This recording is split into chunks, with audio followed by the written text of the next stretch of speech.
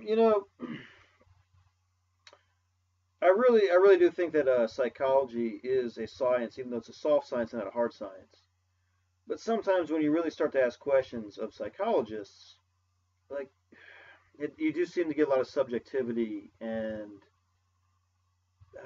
imprecise thinking. And I'm trying to figure out if maybe psychology just isn't like fully established as a field to really cover all mental disorders or whatever. So they just kind of push it aside, or if some of them don't really want to do the job, they just want to like give people pills just to pump them up or whatever.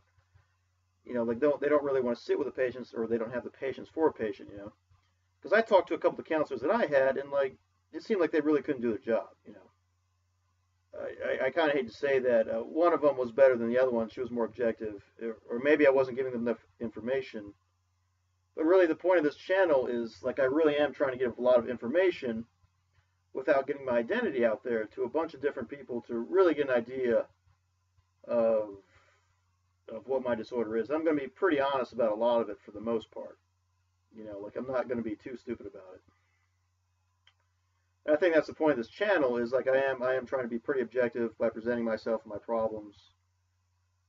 And I would really like to figure out a diagnosis and figure it out. Like I'm not kidding. It's not really a joke. But I mean, if they want to prove that psychology really is, or the approach that most of them take really is science, I mean, show me the science and prove it. I'll check it out and I'll look at it and I'll research it. I just want to see it though. It almost seems like when you really ask some of these people for questions, they get to a point where they just kind of back up and say, well, I don't know, in my degree I studied this or I studied that, and then they can't really give any answers. And then if you research a lot of stuff online, that shows a lot of good scientific arguments against their answers. It really does. It doesn't mean that they're wrong or that psychology itself is wrong all the time. It just means like maybe they just haven't figured things out and put enough work into things to figure things out. Like I understand that a job gets tough sometimes, but I mean I'd like to really see the science, and I'm really ready to go down and like square up and really figure this stuff out on this channel. I'm not even kidding.